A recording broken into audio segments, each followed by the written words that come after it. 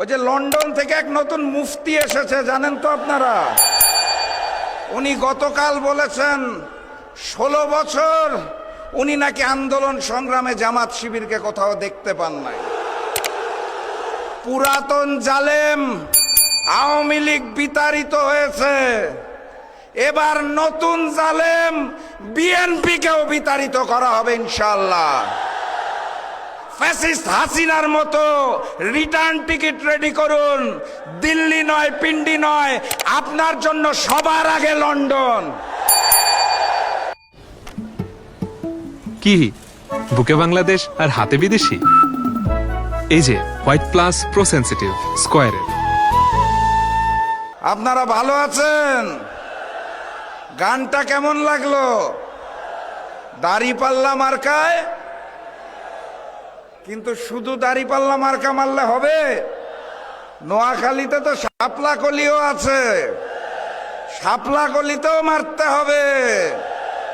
আর এই দাড়িপাল্লা শাপলা কলি মারার আগে আরো একটা সিল মারতে হবে, মনে আছে? শহীদি রক্তের কসম, 12 তারিখ আমরা গণভোটকে জয়যুক্ত করব ইনশাআল্লাহ। সংগ্রামী সাথী এবং বন্ধুগণ, নোয়াখালীর 6টি আসন, 4টিতে দাড়িপাল্লা, 2টিতে শাপলাকলি। এই 6টি আসন আগামী দিনের প্রধানমন্ত্রী ডাক্তার শফিকুর রহমানকে উপহার দিতে হবে। প্রস্তুত আছেন?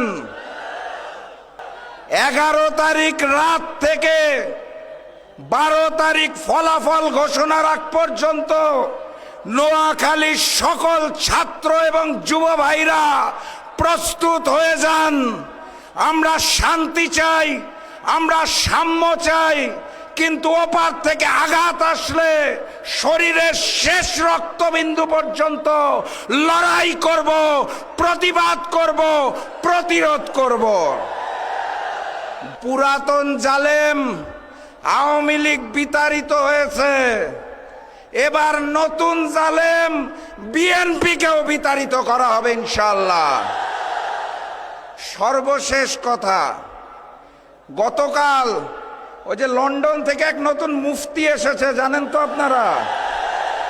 উনি গতকাল বলেছেন 16 বছর উনি নাকি আন্দোলন সংগ্রামে জামাত শিবিরকে কোথাও দেখতে পান নাই।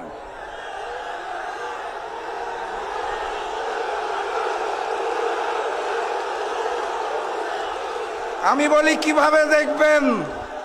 দেখার তো আপনার উপায় ছিল না, আপনি নিজেই তো পলাতক ছিলেন 17 বছর।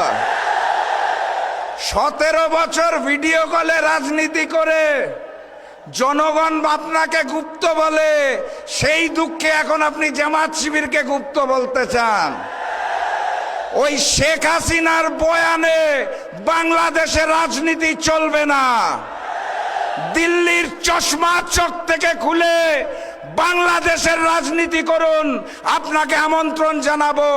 নতুবা ফ্যাসিস্ট হাসিনার মতো